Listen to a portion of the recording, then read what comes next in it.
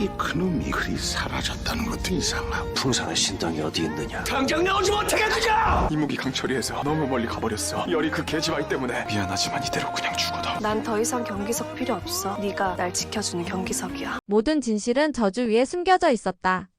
그리고 이제 그 저주가 깨어난다. 열흘 뒤 용담골로 갈 것이다. 팔척귀의 정체를 밝혀낼 것이다. 그 열이란 기집애만 내게 넘겨주시오. 열이가 사라진 날 왕실은 다시금 공포에 휩싸였습니다. 무녀의 피를 노리는 팔척기 그리고 그녀를 제물로 삼으려는 풍산. 진실을 알게 된 자들은 움직이기 시작합니다.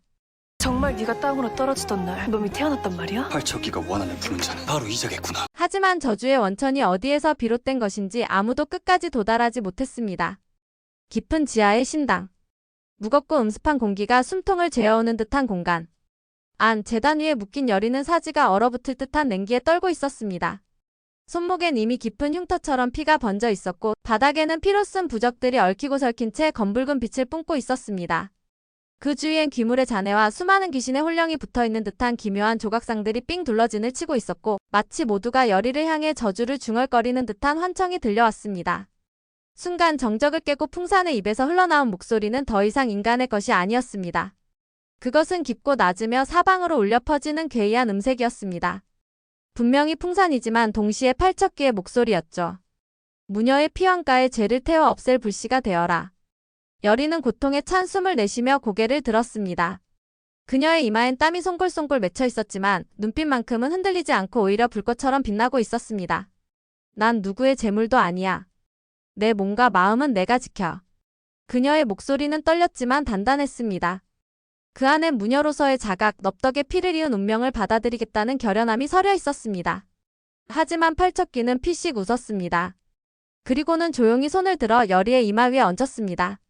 손끝은 얼음처럼 차가웠고 마치 심장을 통과해 몸 안의 모든 기억을 꿰뚫는 느낌이었습니다. 넌 누군가의 죄로 태어난 존재지. 무녀란 이름조차 그 죄를 덮기 위해 만들어진 껍데기에 불과해. 그 한마디는 여리의 심장을 베는 비수처럼 날카롭게 꽂혔습니다. 그녀는 이를 악물며 고개를 돌리려 했지만 몸은 말을 듣지 않았습니다. 팔척기의 기운이 사방에서 들이닥치며 재단 전체를 뒤덮기 시작했고 검은 안개처럼 뭉친 기물의 기운은 공중을 맴돌며 여리의 몸을 감싸기 시작했습니다. 이내 기물의 저주가 전신을 파고들었고 여리는 점점 정신을 잃어갔습니다. 시야가 흐려지고 귀에서 들리는 속삭임은 넙덕의 이름을 부르는 것 같기도 울부짖는 망자의 절규 같기도 했습니다. 할머니. 그녀는 마지막으로 힘겹게 입술을 떼며 중얼거렸습니다. 그렇게 여리는 의식의 깊은 심연으로 자신조차 두려운 정신의 세계로 빠져들어갔습니다.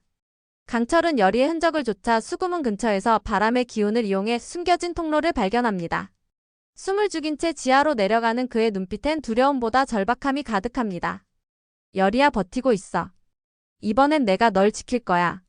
그는 결계의 문을 열고 신당 깊은 곳으로 향합니다. 곳곳엔 기물의 흔적이 남아있고 강철은 검서를 꺼내 귀신들을 베어내며 전진합니다. 신당의 제단 앞.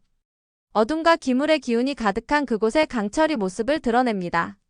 폐허처럼 무너진 기둥들 사이 제단 위에 쓰러져 있는 여리의 모습이 눈에 들어오는 순간 그의 눈빛은 격렬하게 흔들립니다. 여리. 그는 검서를 움켜쥐고 달려듭니다. 그러나 그 길을 막아서며 천천히 모습을 드러낸 건 풍산이었습니다. 아니 이제는 더 이상 풍산이 아닌 존재.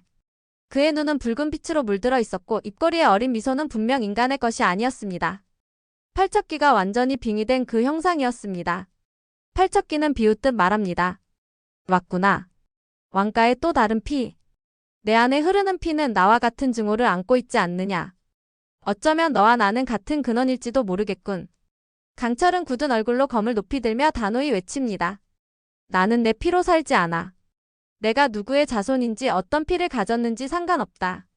나는 내가 지키고 싶은 사람을 위해 지금 이 순간을 위해 존재할 뿐이다. 팔척기는 광소를 터뜨리며 그의 말을 조롱합니다.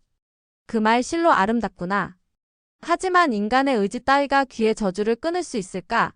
내가 날 베는 순간 내 피도 울부짖게 될 것이다. 그 말이 끝나자마자 팔척기는 어마어마한 속도로 강철에게 달려듭니다. 기물의 기운이 칼날처럼 날아들고 강철은 그것을 검서로 받아냅니다. 날카로운 충돌음이 울려 퍼지고 두 존재의 격돌이 신당 전체를 뒤흔듭니다. 그 순간 여리는 정신의 깊은 곳에서 넙덕의 환영을 다시 마주하게 됩니다. 빛도 없고 그림자도 없는 공간. 하지만 그 안에서 넙덕의 존재는 따뜻하게 빛나고 있었습니다. 열이야 두려워 마라. 넌 무녀다. 귀를 베는 자가 아니라 귀를 가두고 어루만질 수 있는 자. 넌 그 힘을 타고났단다. 열이는 눈을 감았다가 천천히 떴습니다. 눈빛은 고요했지만 그 안에는 결연한 각오가 피어오르고 있었습니다. 그녀의 손끝에서 서서히 빛이 번져 나옵니다. 은은한 푸른 기운이 그녀의 몸을 감싸며 넙덕이 전해준 팔척결의 기운이 되살아나는 순간 나는 무녀예요. 저주를 끊을 수 있는 마지막 사람입니다. 한편 신당 입구의 모습을 드러낸 비비. 그는 숨을 고르며 신당의 문 앞에 서서 안쪽에서 흘러나오는 기물의 기운을 느낍니다. 벽 너머에서 들려오는 검과 검의 충돌음, 절규, 무언가가 찢기는 듯한 섬뜩한 소리들. 그 모든 것이 강철과 열이의 고통을 고스란히 전해주고 있었습니다. 비비는 주먹을 꽉 쥐었습니다. 그의 눈동자는 흔들렸고 한때 함께했던 풍산과의 기억들이 떠올랐습니다. 풍산이 제안했던 이무기와 기의 공존, 강철을 돕는다는 명분 아래 펼쳤던 실험과 음모들, 그 모든 것이 결국 무고한 희생을 낳았고 지금은 열이와 강철의 목숨까지 위협하고 있었습니다. 이게 내가 말했던 구원이었냐? 비비는 신당 안쪽으로 천천히 발을 들여놓으며 풍산과 눈을 마주합니다. 빙의된 팔척기의 눈빛과 인간 풍산의 잔재가 섞인 얼굴을 바라보며 그는 천천히 말을 이어갑니다. 강철이 저 안에서 죽어간다면 너는 그 죄를 감당할 수 있겠냐? 넌 내 손으로 길을 부른 게 아니라 사람을 망친 거야.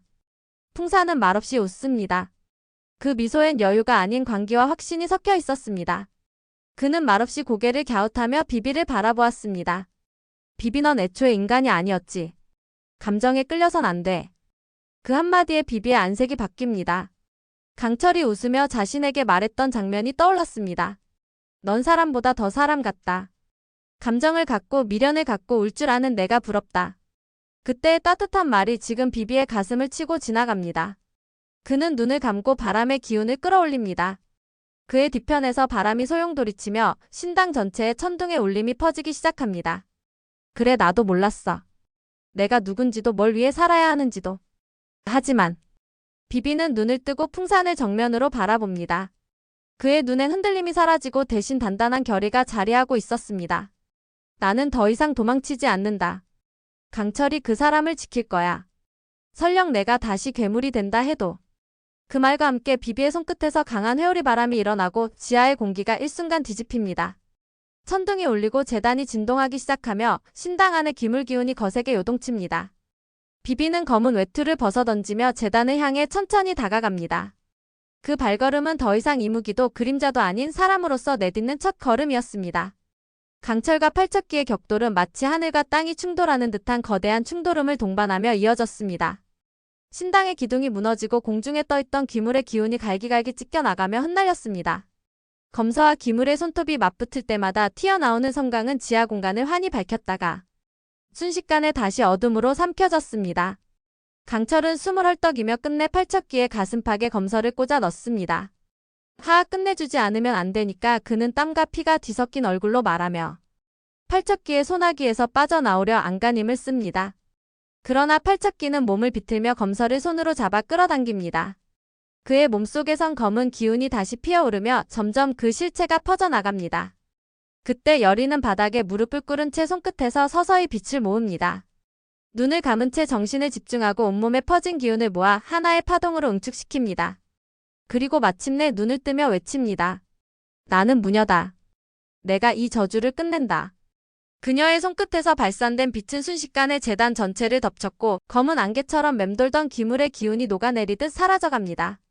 결계가 깨지는 순간 신당 전체가 흔들리며 벽면에 새겨졌던 부적이 찢어지고 바닥에 묶여있던 귀신들의 기운도 해방되기 시작합니다. 팔척기는 절규합니다. 끄아! 이 기운, 이건 넙덕이 아니 그 아이의 피? 그의 몸이 일그러지고 한 겹씩 껍질처럼 떨어져 나가기 시작합니다. 그러나 완전히 사라지진 않습니다. 마지막 남은 기운이 허공에 흩어지려는 순간 열이는 무언가를 느낀 듯 조용히 중얼거립니다. 이건 단순한 저주가 아니야. 그녀는 고개를 들고 공중에 남은 기물의 흔적을 바라보며 낮지만 또렷한 목소리로 말합니다. 너 혼자가 아니었지. 이 길을 만든 자가 또 있다.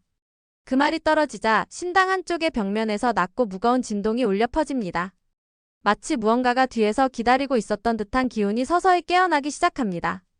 강철과 비비는 동시에 고개를 돌리며 그 방향을 바라봅니다.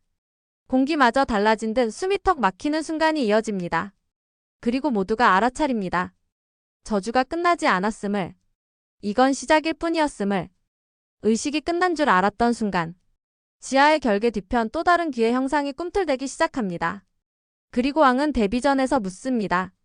그때 왜 넙덕을 보냈습니까? 데뷔는 조용히 속삭입니다. 그 아이는 두 번째 팔척기를 막을 수 있는 유일한 존재였으니까. 귀신보다 무서운 건 죄를 숨기는 인간이었다. 그리고 숨겨진 귀는 아직 하나 더 남아 있었다. 오늘도 끝까지 함께 해주셔서 정말 감사드려요.